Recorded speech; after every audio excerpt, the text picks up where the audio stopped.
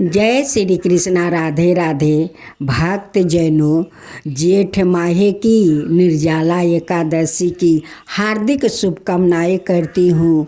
आज शुक्रवार के दिन आप लोग निर्जला एकादशी कर रहे हैं, तो भक्त जैनों, निर्जला एकादशी के साथ साथ माँ संतोषी की गाथा और भजन सुने। जो भक्त आज के दिन माँ संतोषी का भजन सुनते हैं, उनकी गाथा सुनते हैं, तो आज का दिन बहुत शुभ है। माँ संतोषी बहुत प्रसन्न होती है और उनकी सारे मनोकामना को पूर्ण कर देती है। तो बोलो माँ संतोषी की जय, माँ संतोषी की जय। और संपूर्ण उनकर भजन आरती सहित एक बार जयकारा लगाकर माँ संतोषी का गाथा सुनिएगा। आपकी सारे मनोकामना संतोषी माता जरूर पूरा कर देगी। आज आप सुने माँ संतोषी की व्रत कथा। माँ संतोषी की जय हो, माँ संतोषी की जय हो। एक बिलासी नाम की बुढ़िया माई थी। उनकी 7 बेटे थे। 7 बेटे में 6 बेटा कमाने वाला था, एक बेटा उन्हीं का माँ था। वो कोई काम नहीं कर रहा था। सबसे छोटा वाला बेटा कोई काम नहीं कर रहा था। बिलासी बुढ़िया कहती है कि बीरू कुछ तो काम किया कर। वो कहता है कि माँ, मेरे 6 भाई काम करते हैं, मुझे कमाने को क्या जरूरत है। मेरे तो 6 भाई भाभी कितना हमसे प्यार करते हैं, आप भी तो मुझसे प्यार करती हो। अभी तेरा भैया भाभी तुझसे प्यार करते हैं। जब शादी करके अपना पत्नी को लाना, तब मैं देखूंगी कि तेरा भैया और भाभी कितना प्यार करते हैं। एक दिन बिलासी माई देवी से दर्शन करने के लिए मंदिर में जाती है। उस मंदिर में देखती है कि एक लड़की बड़े श्रद्धा भक्ति से पूजा कर रही थी। अब तो बिलासी बूढ़ी उस लड़की को देखते रह गई। जब उनकी पूजा खत्म हो गया, तब जाकर उस लड़की से उसका नाम और घर का पता पूछती है। उस लड़की ने अपना नाम बताती है और घर के पता भी बता देती है। जब बिलासी बूढ़ी घर लौट कर आती है तो अपना बड़ी बहू से कहती है कि बहू, मैं तो अपना बीरू के लिए लड़की ढूंढ चुकी हूँ। उस लड़की तो सर्वगुण संपन्न है, वो पूजा पाठ भी करती है और बड़ी श्रद्धालु है। बड़ी बहू कहती है कि सासू माँ, जब आप लड़की देख चुकी है तो शादी करने में देर क्यों। आप उसका घर जाइए और लड़की का माता पिता से बात कर लीजिए और शादी का दिन भी पक्का कर लीजिए। जल्दी शादी बीरू को कर दीजिए। बिलासी माई उस लड़की का घर पहुंच जाती है। उनकी माता पिता से बातचीत करके शादी को दिन पक्का कर देती है। 2 दिन का बाद बीरू का शादी का दिन पक्का हो गया। अब तो बिलासी माई यहाँ से बारात लेकर उस लड़की का घर जाती है। धाम धूम से बारात लेकर विधि विधान से उस लड़की के साथ और बीरू के साथ शादी होता है। शादी होने के बाद अपना घर में बहू को ले आती है। उस लड़की का नाम चंपा थी। अब तो ससुराल में आकर वो देखती है कि सब जेठानी लोग का पति और उनकी बच्चा वो थाला में जूठन छोड़ देते हैं। वही जूठन वो लोग परोस कर एक थाल में दे देती है। कहती है कि सासू माँ, ले जाइए, बीरू को भोजन करवा दीजिए। बूढ़ी माई ले जाती है और बीरू को खिला देती है। बीरू तो बहुत भोला भाला था, उनका मन में कोई छल कपट नहीं था। वो माँ ले जाती है, कहती है कि बीरू खाना खा ले। वो आकर बड़े चाव से खाना खा लेता है। एक दिन चंपा रसोई घर में वो काम कर रही थी और उधर सब जेठ लोग भोजन कर रहे थे। जब वो लोग भोजन करके उठ जाता है तो देखती है कि जेठानी लोग सभी का जूठन एक थाला में परोस कर और सासू माँ के बोला कर वो लोग देती है। कहती है कि ले जाइए, बीरू को भोजन करवा दीजिए। चंपा जाकर अपना सासू माँ से कहती है कि माँ, ये जो आप खाना अपना बेटे के लिए ले जा रही है, ये तो जेठानी लोग सब अपना अपना पति को जूठन बिटोर कर आपको दिया है उन्हें खिलाने के लिए, ये मत खिलाइए। अब तो सासू माँ कहने लगी कि बहू, तुम नई हो, आते आते घर में विधन मत डालो, ऐसी कभी हमारी छवो बहू नहीं करेगी। सासू माँ छोटी बहू को बात को अनदेखा कर देती है। फिर चंपा जाकर अपना पति से कहती है कि जो आपका माँ खाना आपको लियाकर खिलाती है वो सभी जेठानी लोग अपना अपना पति को जूठन एक थाला में परोस कर देती है और आप वही जूठन खा लेते हैं। आपका माँ तो वही जूठन खाना खिलाती है। बीरू अपना पत्नी का बात को विश्वास नहीं किया। वो कहता है कि जब तक मैं अपना आँख से ना देखूं तब तक तुम्हारा बात को मैं कैसे मान लूं। मेरे भाभी और भैया मुझसे कितना प्यार करते हैं। चंपा कहती है कि ठीक है, जब अपना आँख से देखेंगे तब तो आपका विश्वास हो जाएगा कि मैं सत्य बोलती हूँ या झूठ। बीरू सारे दर्द के बहाना करके वो रसोई घर में जाकर सो जाता है। आइए कि अपना मुख पर चादर डाल लेता है और उसी चादर के अंदर से सब कुछ देख रहा था। उनकी माँ अपना छवो बेटे के लिए वो आसन लगाती है और छवो बेटा जाकर बैठ कर भोजन करते हैं और उनकी माँ बहुत श्रद्धा से अपना छवो बेटा का भोजन करवा रही थी। जब बिलासी बूढ़ी का छवो बेटा भोजन करके उठ जाते हैं, उनकी पत्नियां जाती है और सारे थाले के जूठन बिटोर कर एक थाला में परोस देती है और सासू माँ से कहती है कि ले जाइए, बीरू का भोजन करवा दीजिए। बिलासी माई भोजन ले जाती है या कहती है कि आओ रे बीरू भोजन कर ले, आओ रे बीरू भोजन कर ले। बीरू कहता है कि माँ, आज मुझे भूख नहीं है।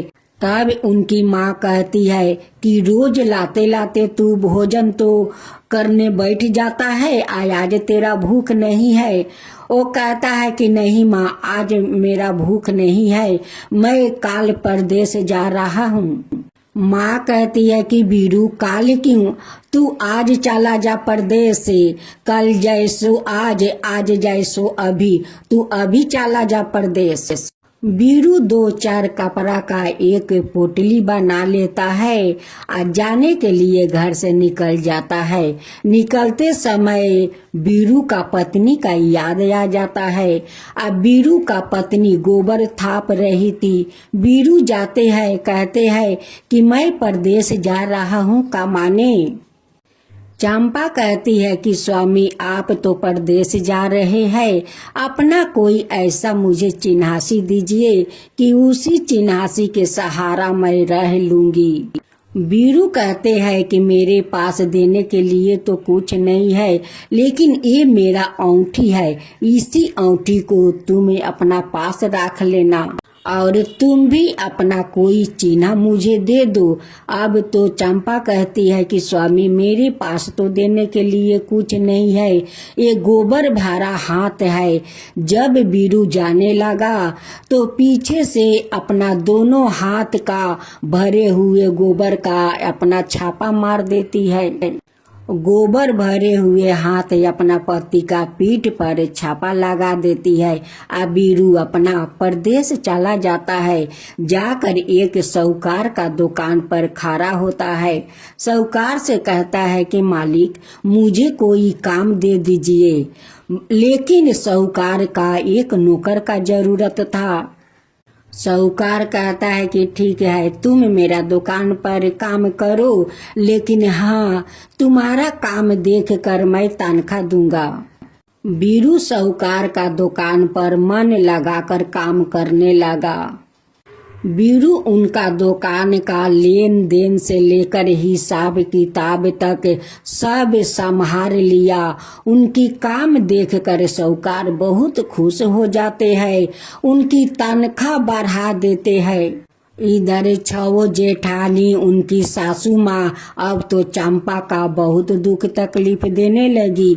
सारा घर के काम करवाती है, जंगल से लकड़ी कटवा कर मंगाती है, लेकिन कोई उन्हें भोजन के लिए नहीं पूछता है कि तुम सारा दिन काम करती हो, जंगल से लकड़ी लाती हो, तो तुम खाना खा लो। माथे पर लकड़ी लिए हुए चंपा चिल्लाती है, सासू माँ लकड़िया लो, लकड़िया लो। सासू माँ नारियल के खोपड़ी में पानी और भूसी को रोटी लेकर आती है। लकड़ी के बदीने में भूसी का रोटी और नारियल का खोपड़ी में पानी देती है।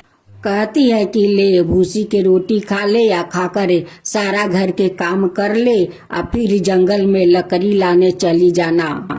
अब तो चंपा रोज लकड़ी लेने जंगल में चली जाती है। आती है तो कहती है कि सासू माँ लकड़िया का गूठा लो, भूसी का रोटी और नारियल का खोपड़ी में पानी दो। एक दिन चंपा जंगल से लकड़ी लेकर आ रही थी तो देखती है कि एक मंदिर है। वो मंदिर में दो औरत बैठी हुई थी। वो लकड़िया का गूठे लेकर वहाँ पर आती है और वो औरत लोग से पूछती है कि आप लोग कौन देवी का पूजा कर रही हो। औरत कहती है कि आज शुक्रवार के दिन है, हम लोग माँ संतोषी का पूजा कर रही हूँ। चंपा अपना लकड़ी के गूठे रख देती है या वहीं पर बैठ कर वो रोने लगती है। कहती है कि आज तो शुक्रवार के दिन है, सभी लोग माँ संतोषी का पूजा कर रही है, लेकिन मेरे पास तो कुछ नहीं है माँ, तुम्हें देने के लिए कुछ नहीं है माँ, मैं क्या करूँ माँ, मेरा पति तो परदेश गया हुआ है, मैं आपको देने के लिए मेरे पास कुछ नहीं है। माँ संतोषी एक औरत का रूप धारण करती है, एक थाला में पूजा का सामग्री लेकर आती है।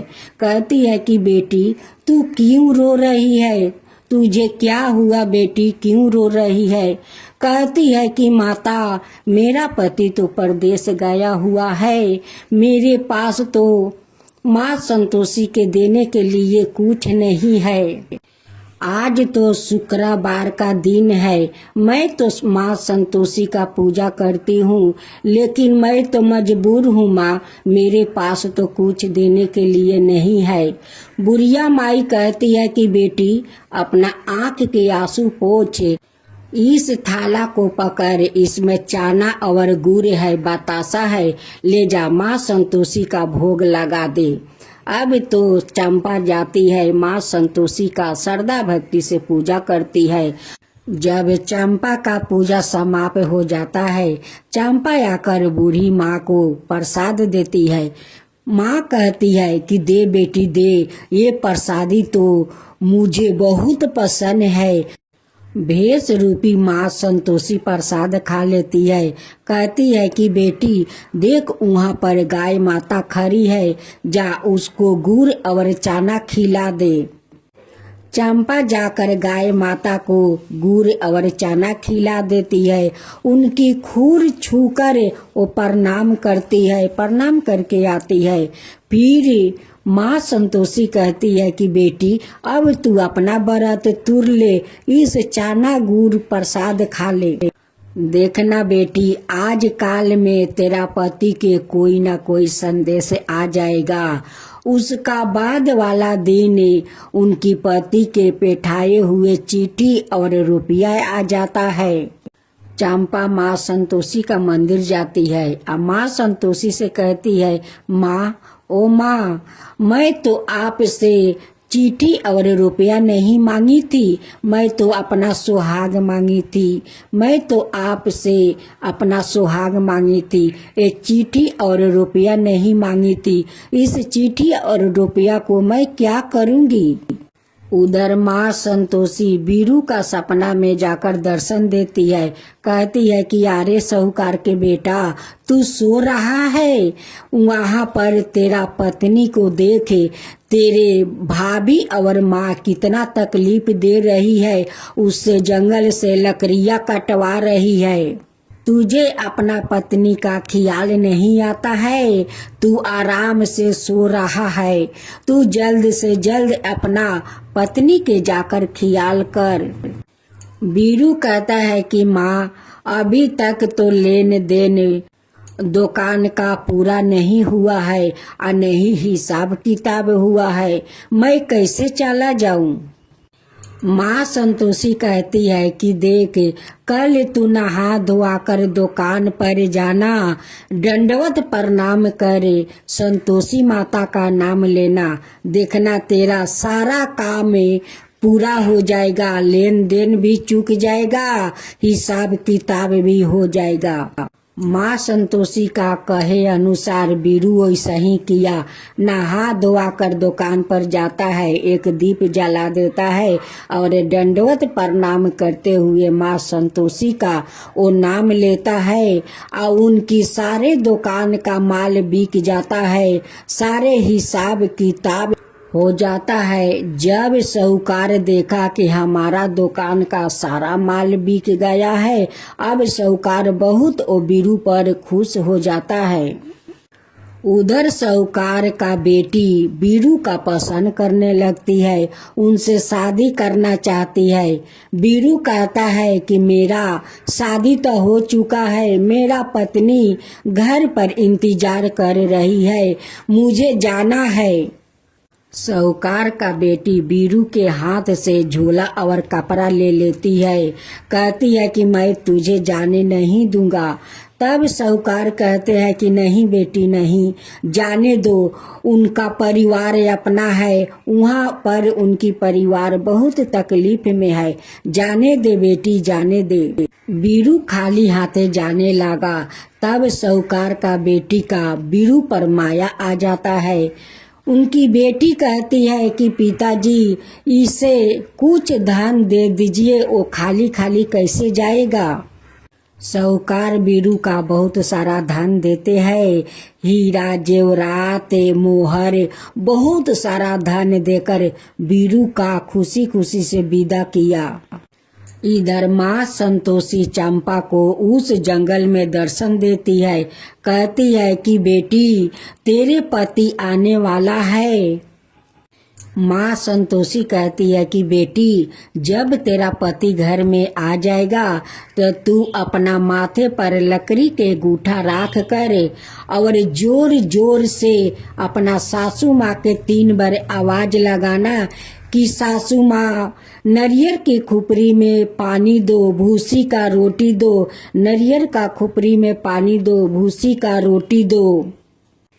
चंपा माँ संतोषी का कहे अनुसार वैसा ही किया।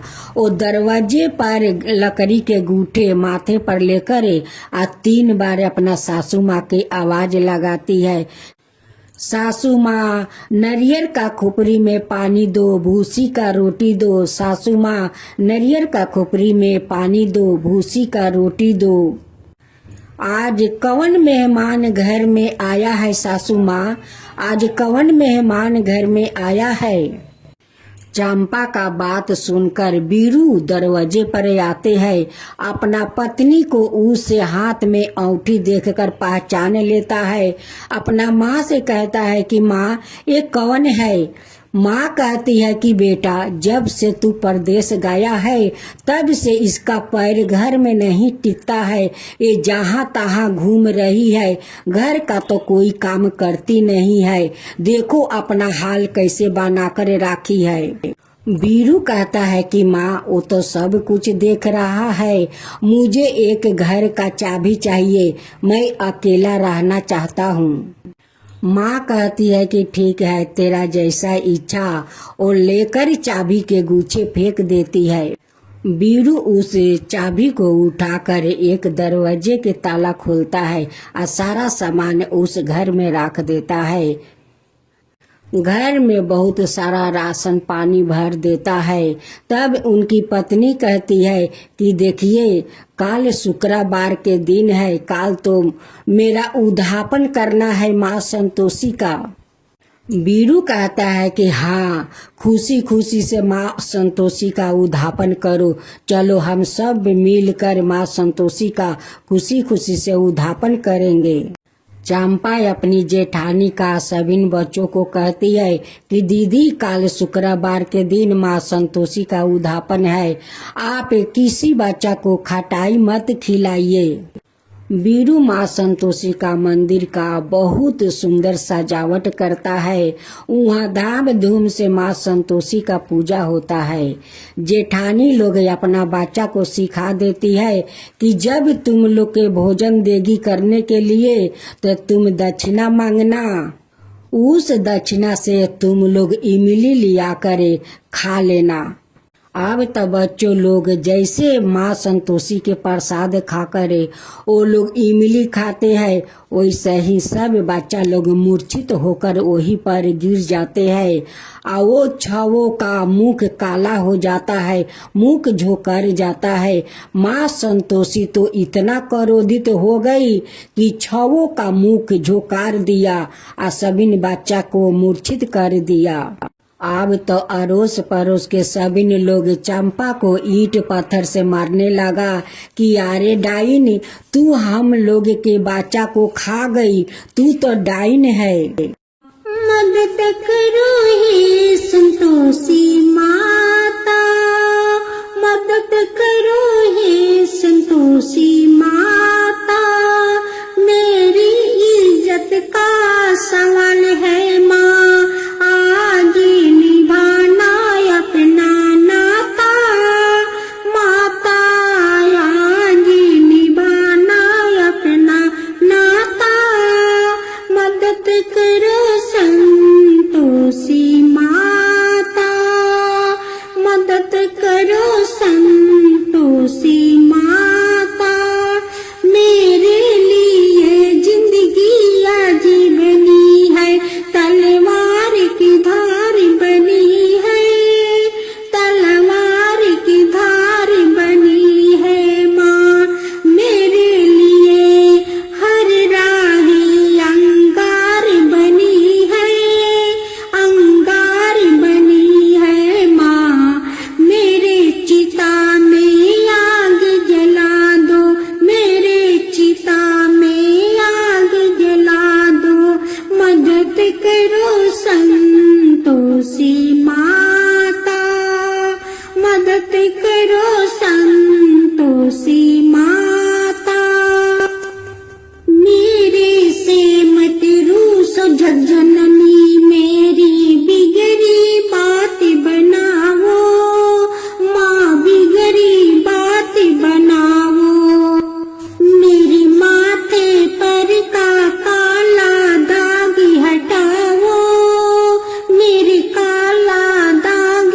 हटाओ माँ, मेरी मदद करो हे संतोषी माता, मेरी मदद करो हे संतोषी माता, हे जगदम्बे तारो दुनिया मुझे दे रही है ताना, मुझे दे रही है ताना, इम्तिहान लेने का खारा है दुश्मन बन के जवाना, दुश्मन बन के जवाना, इम्तिहान लेने का खारा है दुश्मन बन के जवाना, दुश्मन बन के जवाना, आज का दिन बदनाम न होवे, आज का दिन बदनाम न होवे, कहीं ना मदद करो संतोषी माँ।